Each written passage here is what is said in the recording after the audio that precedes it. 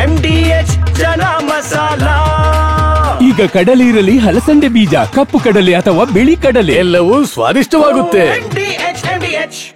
ಪ್ರತಿ ಗಣಪತಿ ಹಿಂದೆ ಜೆಸಿಬಿ ಬರುತ್ತೆ ಅಂತ ಗುಡುಗಿದ ಬಸನಗೌಡ ಪಾಟೀಲ್ ಯತ್ನಾಳ್. ಬೆಂಗಳೂರು ಸುಧಾರಣೆಗಾಗಿ 5 ಪಾಲಿಕೆ ರಚಿಸಿದ್ದೇವೆ ಎಂದ ಡಿಸಿಎಂ ಡಿಕೆ. ಸಿದ್ದರಾಮಯ್ಯನವರು ನಮ್ಮ ಹಳೆಯ ಸ್ನೇಹಿತ ಎಂದ ಎಚ್ಡಿ ದೇವೇಗೌಡ. ಇನ್ನು ಟ್ರಾಫಿಕ್ ಉಲ್ಲಂಘನೆ 15 ದಿನಕ್ಕೆ 45 ಕೋಟಿ ದಂಡ ಪಾವತಿ. ಇದೆಲ್ಲವನ್ನು ನೋಡೋಣ ಸಮಗ್ರ ನ್ಯೂಸ್ ಟಾಪ್ 9ನಲ್ಲಿ. ನಾನು ಕರ್ನಾಟಕ ಸರ್ಕಾರಕ್ಕೆ ಎಚ್ಚರಿಕೆಯನ್ನ ಕೊಡ್ತೇನೆ. ಗಣಪತಿ ಮೇಲೆ ಕಲ್ಲು ಒಗೆದರೆ ಅವನ ಮನೆ ಸಾಫ್. ಪ್ರತಿಯೊಂದು ಗಣಪತಿ ಹಿಂದೆ ಒಂದು ಜೆಸಿಬಿ ಬರುತ್ತೆ ಅಂತ ಶಾಸಕ ಬಸನಗೌಡ ಯತ್ನಾಳ್ ಹೇಳಿದ್ದಾರೆ. ಬಾಗಲಕೋಟೆಯಲ್ಲಿ ಹಿಂದೂ ಗಣಪತಿ ವಿಸರ್ಜನೆ ಕಾರ್ಯಕ್ರಮದಲ್ಲಿ ಮಾತನಾಡಿದ ಅವರು, ನನ್ನ ಮೇಲೆ 70 ಕೇಸ್ ಹಾಕಿದ್ದಾರೆ. ಇದೇನು ಹಿಂದೂಸ್ತಾನವೋ ಅಥವಾ ಪಾಕಿಸ್ತಾನವೋ ಅಂತ ಕಿಡಿಕಾರಿದ್ದಾರೆ. ಬೆಂಗಳೂರು ಆಡಳಿತ ಸುಧಾರಣೆಗಾಗಿ 5 ಪಾಲಿಕೆ ರಚನೆ ಮಾಡಲಾಗಿದೆ ಅಂತ ಡಿಸಿಎಂ ಡಿಕೆ ಶಿವಕುಮಾರ್ ಹೇಳಿದ್ದಾರೆ. ಬೆಂಗಳೂರಲ್ಲಿ ಮಾತನಾಡಿದ ಅವರು, ಜನರ ಬಳಿಗೆ ಆಡಳಿತ ಹೋಗಬೇಕು ಅನ್ನೋದೇ ಉದ್ದೇಶ. ವಿಭಜನೆಗೆ ಸಾಕಷ್ಟು ವಿರೋಧ, ಟೀಕೆ ಎದುರಾಯಿತು. ಭವಿಷ್ಯದಲ್ಲಿ ನಮ್ಮ ಕೆಲಸಗಳು ಉಳಿಯಲಿವೆ ಅಂತ ಹೇಳಿದ್ದಾರೆ.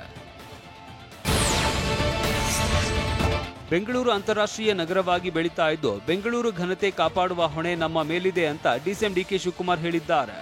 ಟನಲ್ ರಸ್ತೆ ನಿರ್ಮಾಣಕ್ಕೆ ಟೆಂಡರ್ ಪ್ರಕ್ರಿಯೆ ನಡೀತಾ ಇದೆ. 43 ಕಿಲೋಮೀಟರ್ ಡಬಲ್ ಡೆಕ್ಕರ್ ನಿರ್ಮಾಣಕ್ಕೆ ಕೈ ಹಾಕಿದ್ದೇವೆ. ಇಡೀ ದೇಶದಲ್ಲಿ ಇಷ್ಟು ದೊಡ್ಡ ಕೆಲಸ ಎಲ್ಲಿಯೂ ಆಗಿಲ್ಲ. 116 ಫ್ಲೈಓವರ್ಗಳ ನಿರ್ಮಾಣ, ರಾಜಕಾಲುವೆ ಅಭಿವೃದ್ಧಿ, ಕಸ ನಿರ್ವಹಣೆ, ರಸ್ತೆ ಅಭಿವೃದ್ಧಿ, 100 ಕೆಲಸ ಆಗ್ತಾ ಇವೆ ಅಂತ ಹೇಳಿದ್ದಾರೆ. ಯುವ ಸಮೂಹ ಬಸವಣ್ಣ ಅವರ ಆದರ್ಶ ಮೈಗೂಡಿಸಿಕೊಳ್ಳಬೇಕು ಅಂತ ಅರಣ್ಯ ಸಚಿವ ಈಶ್ವರ ಖಂಡ್ರೆ ಹೇಳಿದ್ದಾರೆ. ಬೆಂಗಳೂರಲ್ಲಿ ಮಾತನಾಡಿದ ಅವರು, ಸರ್ವರಿಗೂ ಸಮಬಾಳು, ಸಾಮಾಜಿಕ ನ್ಯಾಯ ಕೊಟ್ಟವರು ಬಸವಣ್ಣ. ಪ್ರಜಾಪ್ರಭುತ್ವದ ಪರಿಕಲ್ಪನೆ ನೀಡಿರುವುದೇ ಅನುಭವ ಮಂಟಪ ಅಂತ ಹೇಳಿದರು. ಜೆಡಿಎಸ್ 3ರಿಂದ 4 ಕ್ಷೇತ್ರದಲ್ಲಿ ಗೆಲ್ಲಬಹುದು ಅಂತ ಸಿಎಂ ಸಿದ್ದರಾಮಯ್ಯ ಹೇಳಿದರು. ಇದಕ್ಕೆ ಪ್ರತಿಕ್ರಿಯಿಸಿರುವ ಮಾಜಿ ಪ್ರಧಾನಿ ಜೆಡಿಎಸ್ ವರಿಷ್ಠ ಎಚ್ಡಿ ದೇವೇಗೌಡ, ಸಿದ್ದರಾಮಯ್ಯ ಅವರು ನಮ್ಮ ಹಳೆ ಸ್ನೇಹಿತ, ಅವರ ಹೇಳಿಕೆಗೆ ನಾನು ಅಷ್ಟು ಮಹತ್ವ ಕೊಡಲ್ಲ ಅಂತ ಹೇಳಿದ್ದಾರೆ. ಸ್ಥಳೀಯ ಸಂಸ್ಥೆ ಚುನಾವಣೆಯಲ್ಲಿ ಬ್ಯಾಲೆಟ್ ಪೇಪರ್ ಬಳಕೆ ಬಗ್ಗೆ ರಾಜ್ಯ ಸಂಪುಟದಲ್ಲಿ ನಿರ್ಧಾರವಾಗಿದೆ. ಈ ವಿಚಾರದಲ್ಲಿ ಇಸಿಐ, ಕೇಂದ್ರ ಸರ್ಕಾರ ಮಧ್ಯಪ್ರವೇಶಿಸುವ ಅಗತ್ಯವಿದೆ ಅಂತ ಮಾಜಿ ಪ್ರಧಾನಿ ಎಚ್ಡಿ ದೇವೇಗೌಡ ಹೇಳಿದ್ದಾರೆ. ಬೆಂಗಳೂರಲ್ಲಿ ಮಾತನಾಡಿದ ಅವರು, ರಾಜ್ಯ ಚುನಾವಣಾ ಆಯೋಗವೇ ನಿರ್ಧಾರ ಕೈಗೊಳ್ಳಲು ಆಗಲ್ಲ. ಅಂತಿಮವಾಗಿ ಕೇಂದ್ರ ಚುನಾವಣಾ ಆಯೋಗ ನಿರ್ಧಾರ ಕೈಗೊಳ್ಳಬೇಕು ಅಂತ ಹೇಳಿದರು. ಹಾಸನ ಜಿಲ್ಲಾ ಉಸ್ತುವಾರಿ ಸಚಿವ ಕೃಷ್ಣ ಬೈರೇಗೌಡ ನಿನ್ನೆ ಹಾಸನದ ಡಿಸಿ ಕಚೇರಿ ಆವರಣದಲ್ಲಿ ಜನಸ್ಪಂದನ ಸಭೆ ನಡೆಸಿದರು. ಸುಮಾರು 800ಕ್ಕೂ ಹೆಚ್ಚು ಜನರಿಂದ ನೋಂದಣಿಯಾಗಿದ್ದು ಎಲ್ಲರ ಸಮಸ್ಯೆ ಆಲಿಸಿದರು. ಈ ವೇಳೆ ಡಿಸಿ ಲತಾ ಕುಮಾರಿ, ಎಸ್ಪಿ ಮೊಹಮ್ಮದ್ ಸುಜೀತಾ, ಅರಸೀಕೆರೆ ಕಾಂಗ್ರೆಸ್ ಶಾಸಕ ಶಿವಲಿಂಗೇಗೌಡ ಇದ್ರು.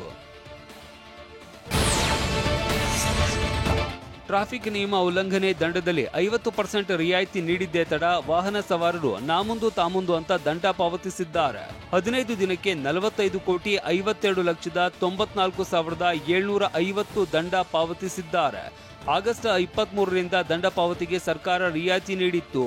ಸೆಪ್ಟೆಂಬರ್ 12ರವರೆಗೆ ದಂಡ ಪಾವತಿಗೆ 50% ರಿಯಾಯಿತಿ ನೀಡಲಾಗಿದೆ. ರಾಜಧಾನಿ ಬೆಂಗಳೂರಿನಲ್ಲಿ ನಿನ್ನೆ ಹಲವೆಡೆ ಮಳೆರಾಯ ಅಬ್ಬರಿಸಿ ಬೊಬ್ಬೆರೆದಿದ್ದಾನೆ. Majestic, Sadashivanagar, Vasanthanagar, Jayanagar, Hebbal, Vijayanagar, Chandra Layout, KR Market, Banashankari, Yeshwanthpur, Koramangala, Rajajinagar, Shantinagar, JP Nagar, Kengeri, ಗೊರಗುಂಟೆಪಾಳ್ಯದ ಸುತ್ತಮುತ್ತ ಮಳೆಯಾಗಿದೆ. ಹಲವೆಡೆ ತಗ್ಗು ಪ್ರದೇಶದ ರಸ್ತೆಗಳು ಜಲಾವೃತವಾಗಿದ್ದು ಟ್ರಾಫಿಕ್ ಜಾಮ್ ಉಂಟಾಗಿತ್ತು.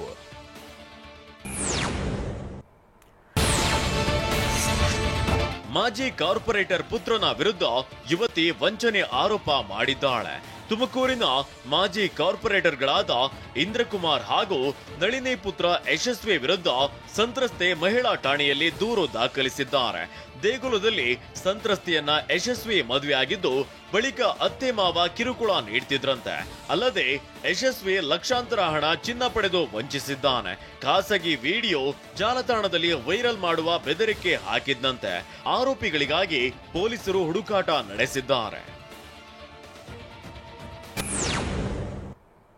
ವಾಹ್, ಯಾಕೆ ಈಗ ಬಂತ ಸ್ವಾದ? ಖಂಡಿತ ಈಗ ಬಂತು ಅಸಲಿ ಸ್ವಾದ. MDH chunky chaat masala life ಅಲ್ಲಿ ಅಸಲಿ ಸ್ವಾದ ತರುತ್ತೆ. ಅಸಲಿ ಮಸಾಲ, ಎಸ್ ಎಸ್ MDH.